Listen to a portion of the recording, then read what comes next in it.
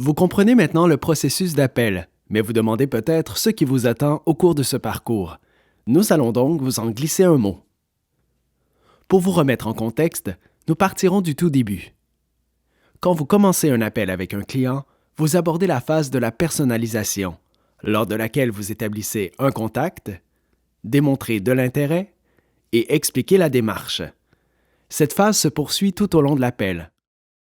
Vous entrez ainsi dans la phase de la qualification, lors de laquelle vous posez des questions de conformité, guidez le client, collectez des données et analysez les besoins. Pour bien cerner les besoins du client, vous devez tenir compte de ses besoins explicites et de ses besoins implicites. Il comprend ses besoins explicites et les juge importants, mais comprend probablement mal ses besoins implicites, les ignore simplement ou les juge peut-être pas importants. Une de vos principales tâches est de faire réaliser au client que ses besoins implicites sont tout aussi importants que ses besoins explicites.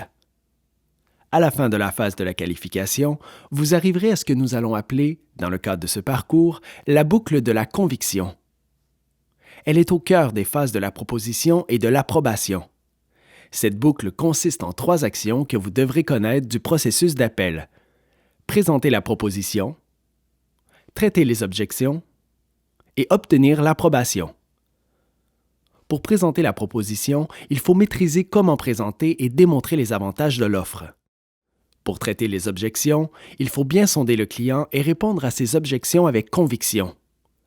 Finalement, pour obtenir l'approbation, il faut conseiller le client et l'aider à confirmer sa décision. Après avoir fait le tour de cette boucle une fois ou à quelques reprises, vous arriverez à la dernière phase, soit celle de la satisfaction, lors de laquelle vous devrez assurer la satisfaction du client. Vos prochaines cartes d'activité seront fondées sur la phase de la qualification et sur la boucle de la conviction, soit les phases de la proposition et de l'approbation.